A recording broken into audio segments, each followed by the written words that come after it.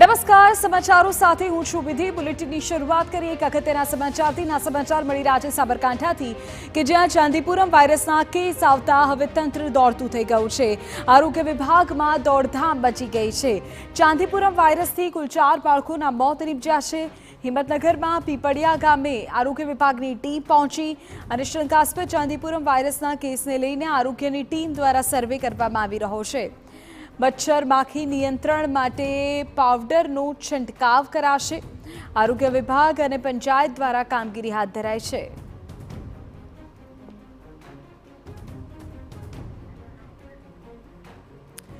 તેરાજ મુદ્દે વધુ જાણકારી મેળવીએ મારા સંવાદદાતા અવનીશ ગોસ્વામી પાસેથી। અવનીશ, શું વિગતો છે? અત્યારે કઈ રીતે તપાસ અને કાર્યવાહી આરોગ્ય વિભાગ દ્વારા થઈ રહી છે? વિધિ વાત કરવામાં આવે તો અત્યારે હાલમાં જે દર્દીની સંખ્યા છે તે 3 સુધી પહોંચી છે અને 3 દર્દીઓ જે છે તે હિંમતનગર સિવિલ હોસ્પિટલમાં સારવાર લઈ રહ્યા છે। 3 બાળકો જે છે તે હિંમતનગર સિવિલ હોસ્પિટલના સારવાર હેઠળ છે।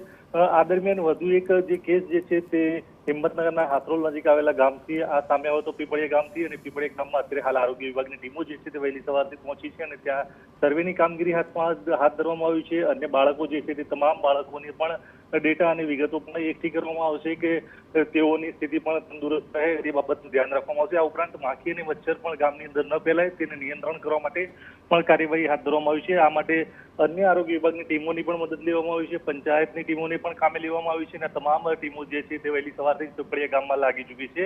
એટલે કે આસપાસના વિસ્તારમાં ક્યાંય પણ માખી અને મચ્છર ન રહે, જેથી કરીને બાળકોની અંદર આ વાયરસ જે છે તે ન ફેલાય તે માટેના પગલાં હાથ ધરવામાં આવે છે। ઓકે અવનીશ, આભાર જાણકારી બદલ। તો અત્યારે આરોગ્ય વિભાગની ટીમ હરકતમાં આવી છે। જે કેસીસ છે તે વધે નહીં, અન્ય બાળકો સુધી પણ આ રોગ પ્રસરે નહીં તે માટેની ખાસ તકેદારી માટે હવે વિભાગ દોડતું થયું છે।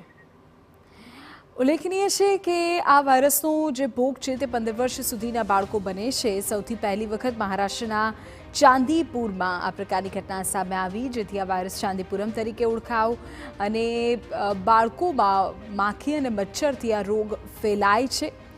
અત્યારે તો સાબરકાંઠામાં ખાસ તંત્ર એલર્ટ પર છે। આ સંક્રમણ જેમને થાય તેમને માથા પર સોજો આવવા લાગે છે, તાવ આવે છે, ઉલટી સહિત માનસિક બીમારીનો પણ ભય રહેતો હોય છે।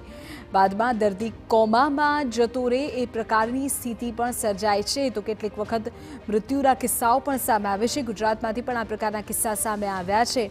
એમને કહી દઈએ કે ચાંદીપુરમ એક RNA વાયરસ છે અને એ મહારાષ્ટ્ર, ગુજરાત સહિત દેશના 18 રાજ્યોમાં અત્યારે ફેલાયેલો છે।